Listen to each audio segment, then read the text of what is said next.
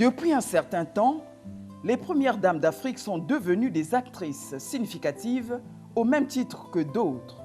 Du fait de la particularité de leur position et des activités qu'elles exercent au sein de leurs ONG et associations de bienfaisance, elles apparaissent comme des signaux éclairant la vie politique des États.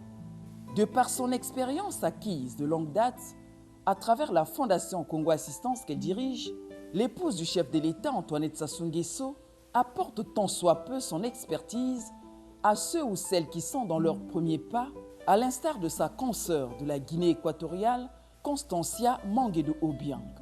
C'est ainsi qu'à l'occasion du lancement le 15 février 2020 des activités de sa fondation dénommée Constancia Mangué Okomo, une ONG à caractère humanitaire, Mme Obiang a jugé nécessaire d'associer la plus expérimentée, en l'occurrence la présidente en exercice de l'OCDAD, l'Organisation des Premières Dames d'Afrique pour le Développement, Antoinette Sassou Nguesso. Une autre première dame, Aïcha Bouhari du Nigeria, a tenu à honorer de sa présence cette cérémonie qui s'est déroulée en présence d'un autre invité de marque, le chef de l'État équato-guinéen, Obiangema Mbazogo, venu conforter son âme sœur. D'après sa promotrice, la fondation Constancia Mangué Okomo a pour entre autres objectifs philanthropiques de renforcer la solidarité, source de bien-être pour tous, et de promouvoir l'être humain dans toute sa plénitude en améliorant son environnement. Dans un livre d'or dédié à cette plateforme, l'épouse du chef de l'État congolais Antoinette Sassou Nguesso a exprimé sa joie d'être en Guinée équatoriale pour célébrer, je cite, la naissance d'une noble cause et souhaiter par la même occasion une grande réussite à la fondation de sa consoeur qui, selon elle, a beaucoup fait pour son pays. De retour à Brazzaville, en sa qualité de marraine de la Journée internationale du 8 mars, Antoinette Sassou Nguesso s'est attelée immédiatement aux préparatifs liés à cette commémoration consacrée aux droits de la femme qui pointait à l'horizon. Madingo, chef-lieu de la Bouenza, choisi pour abriter les festivités en 2020, est entré à son tour dans les annales de l'histoire. Célébrée sous le haut patronage de la première dame du Congo, Antoinette Sassou Nguesso, marraine de l'édition 2020, l'événement a été marqué par une grande parade féminine sur le boulevard Denis Sassou Nguesso qui a drainé du monde venu de tous les départements du pays. Dans son discours prononcé à cette occasion, Antoinette Sassou Nguesso a salué la présence inhabituelle de la reine Ngaliforo, gardienne du temple du royaume Téké, tout en rappelant que le combat pour l'autonomisation des femmes est une œuvre commune. La fête a pris un temps particulier avec l'invite faite à la femme congolaise de s'engager résolument dans la production locale. Ici, dans la Bouenza et partout ailleurs, à travers le Congo, il est facile de constater que les femmes font preuve de bravoure et contribuent à nourrir la population congolaise. Si le droit à l'éducation, le droit au travail, le droit aux soins de santé de qualité, le droit d'accéder à des postes politiques et administratifs, le droit d'être protégé de la virtualité pour celui de la réalité juridique et sociale concrète. C'est donc la pleine jouissance de tous ces droits qui permettra à la femme de devenir véritablement autonome sur tous les plans. La présidente en exercice de l'OCDAD, qui s'est engagée à apporter une contribution significative aux activités liées au développement du continent, a offert du matériel agricole à plus d'une soixantaine de groupements évoluant dans le département de la Bouenza. Un geste hautement apprécié par les bénéficiaires. Dans le domaine de la santé, après qu'elle ait constaté un relâchement dans la mise en œuvre de la prévention de la transmission du VIH de la mère à l'enfant, PTME, Antoinette Sassou Nguesso, qui fait de la lutte contre cette maladie son cheval de bataille, a repris son bâton de pèlerin pour tirer la sonnette d'alarme. C'était lors de la campagne de dépistage de l'infection à VIH lancée dans la ville sucrière Nkayi, à quelques kilomètres de Madingo. Nous allons reprendre ce que nous avons déjà commencé à faire parce que, comme vous le dites maintenant, on est à l'OCDAD et votre maman est présidente de l'OCDAD. J'irai faire encore le tour des départements mais avec vous. Vous devez m'accompagner aussi. Mais du coup, voir là où il y a un grand nombre de séropositifs, continuer à leur parler et leur donner les moyens aussi de se soigner. Et comme nous avons déjà, et nous ferons encore ce que nous avons fait hier.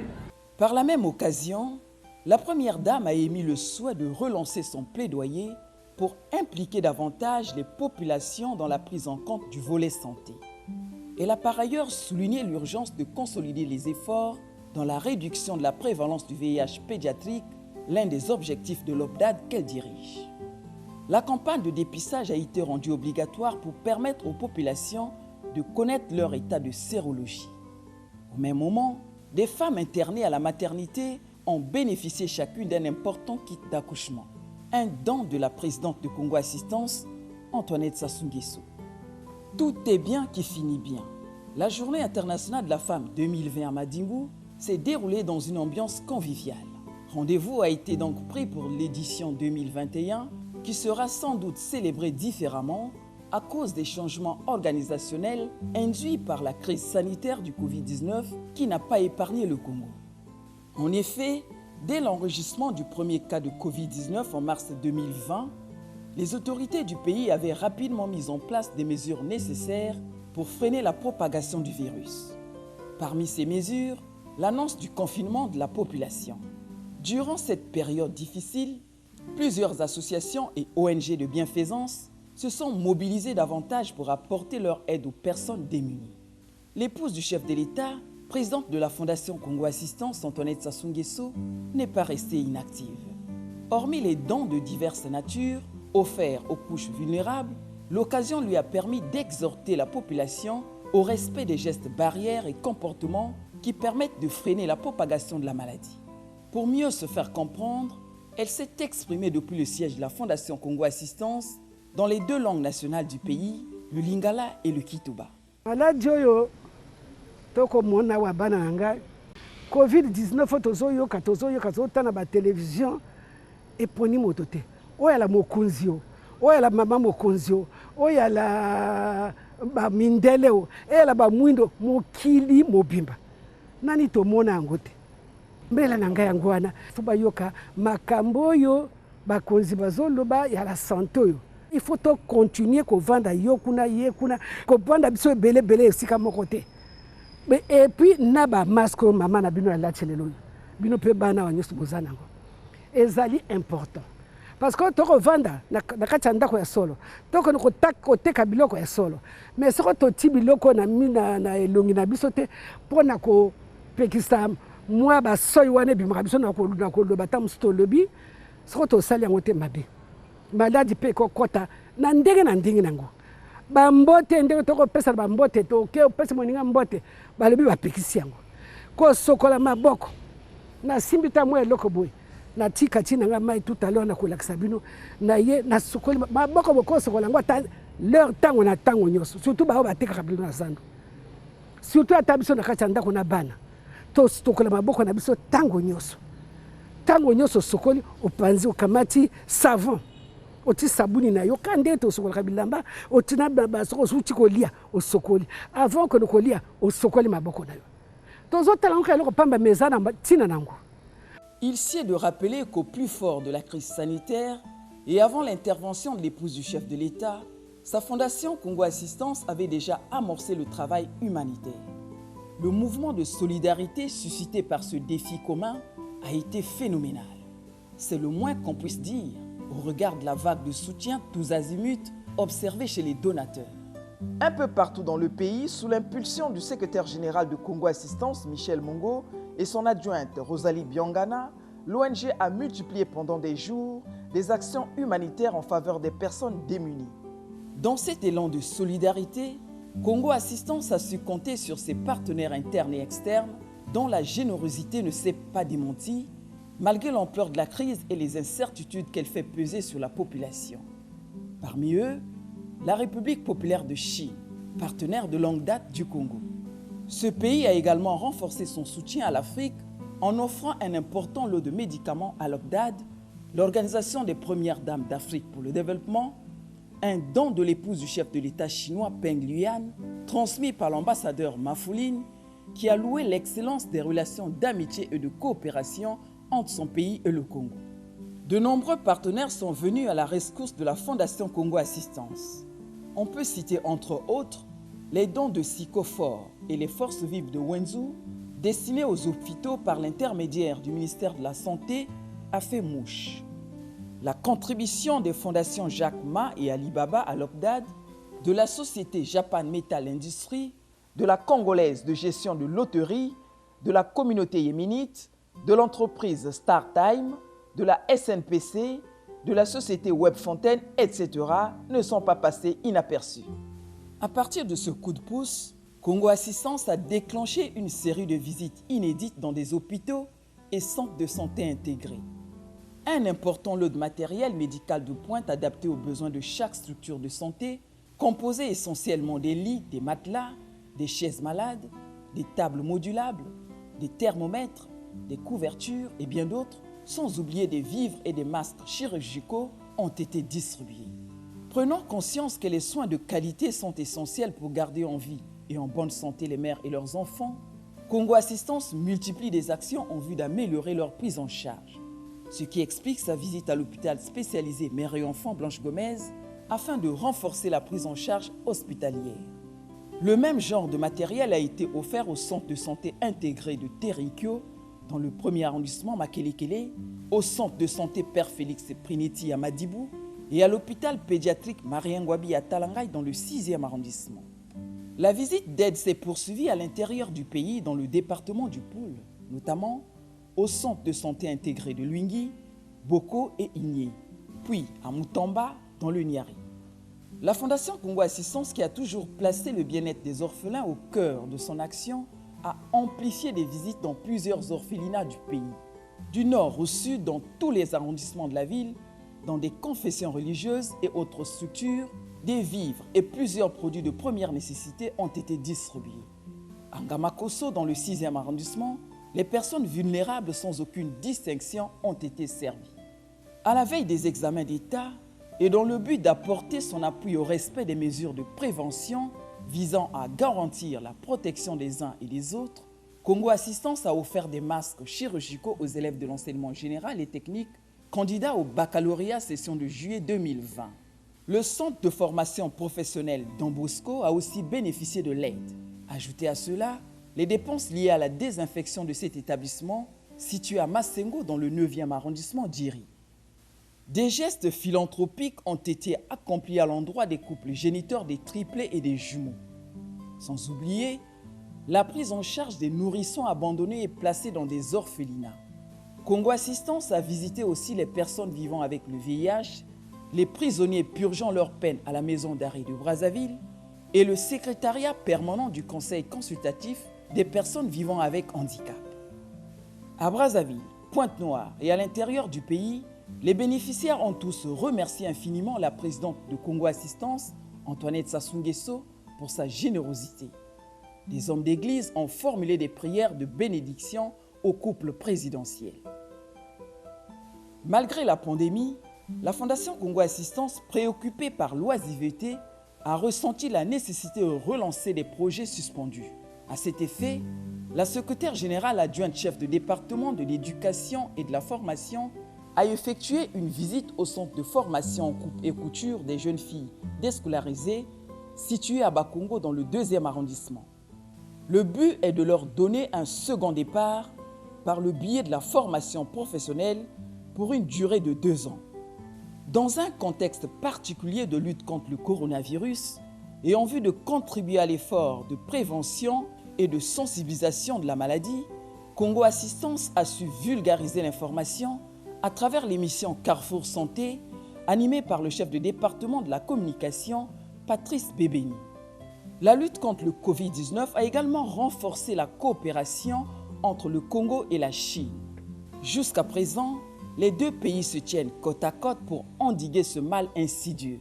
En effet, 10 mois après le déclenchement de la pandémie au Congo, l'ambassadeur de Chine, Ma Fulin, et l'épouse du chef de l'État, Antoinette Sassou Nguesso, présidente de l'OPDAD, se sont entretenus pour faire le point des actions humanitaires menées conjointement par la Chine et l'Afrique, des actions jugées satisfaisantes par le diplomate chinois. L'ambassadeur a en outre rappelé le don de la première dame de Chine à l'OPDAD, composé de plus d'1 million de masques médicaux et 6720 thermomètres infrarouges distribués dans 53 pays africains. Pour sa part, la présidente de l'OPDAD a remercié tous les partenaires qui se sont engagés pour soutenir les actions de Congo Assistance en faveur des populations. Chaque don, disait-elle, quel que soit son montant, est utile dans cette lutte. Résultat d'un long plaidoyer de la première dame du Congo, Antoinette Sassou Nguesso, le Centre national de référence de la drépanocytose, qui porte son nom, a également été doté du matériel nécessaire adapté aux besoins de cette structure sanitaire.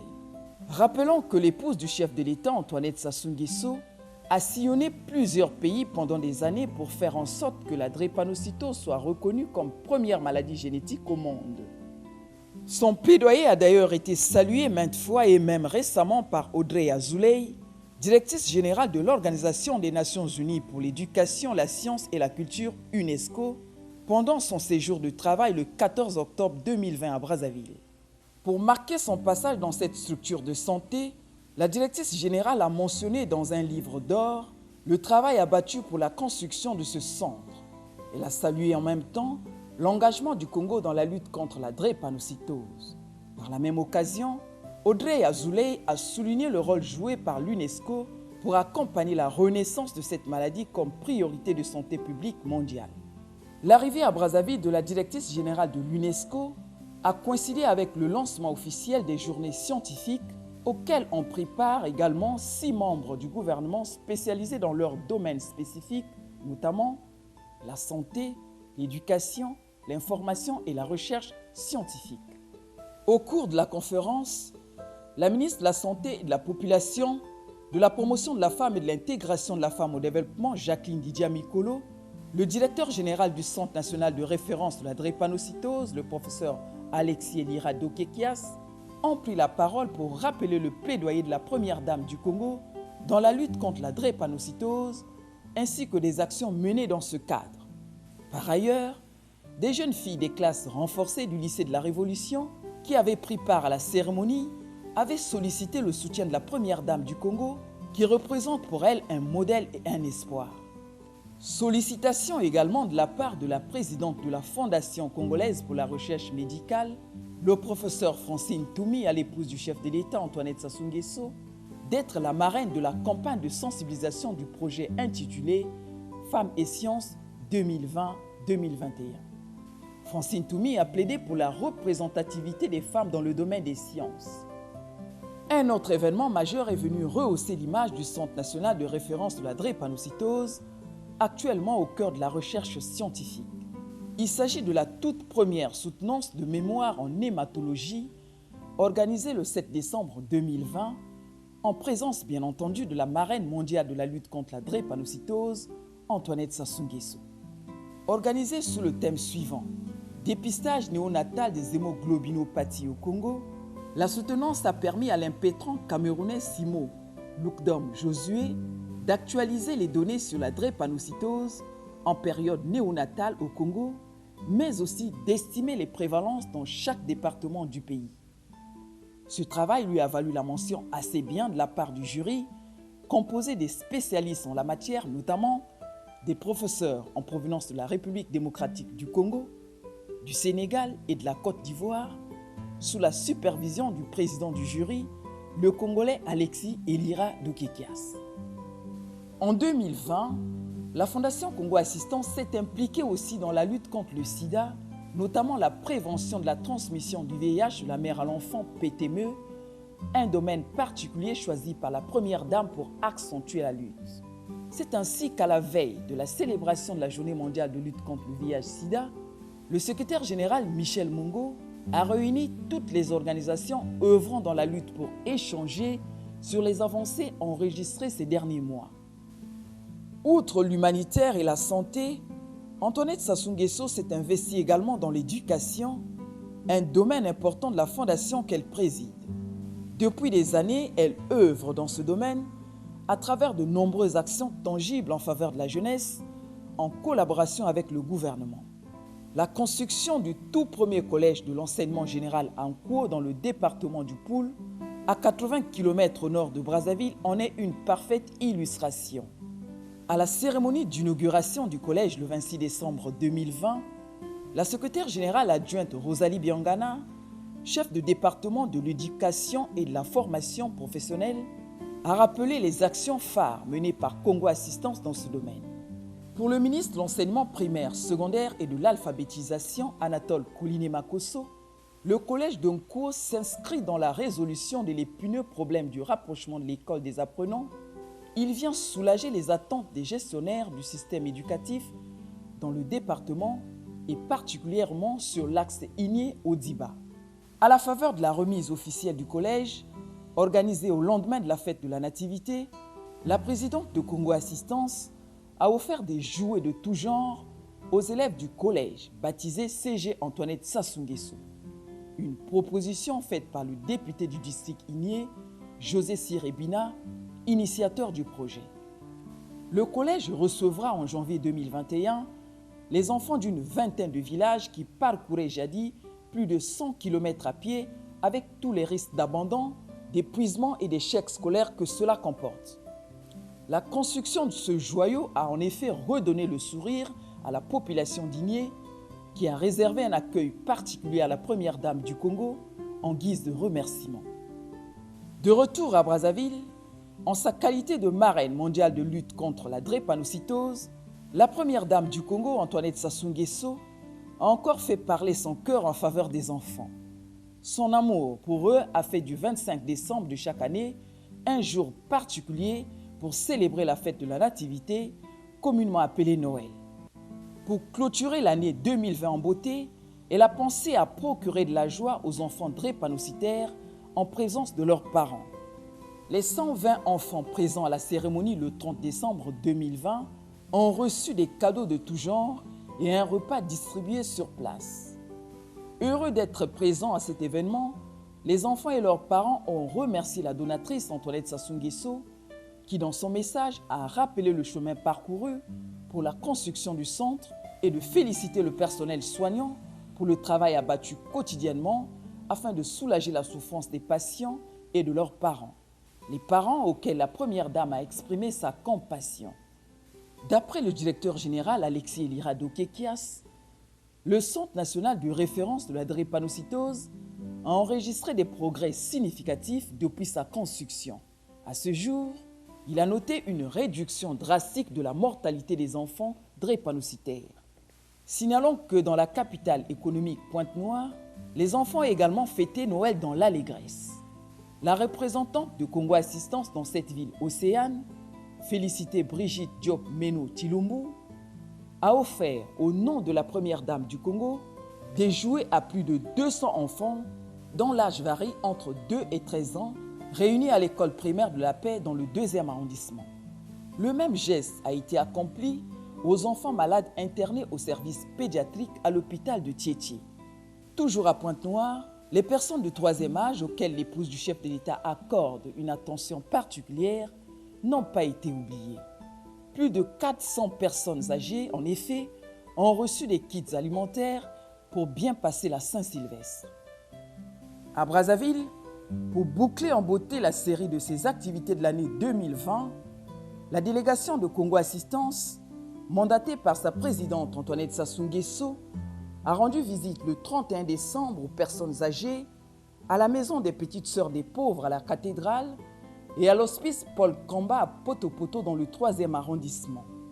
Dans les deux centres d'accueil, comme ailleurs, les bénéficiaires ont dit leur joie et remercié de tout cœur la première dame du Congo, Antoinette Sassou Nguesso, qui les affectionne tant.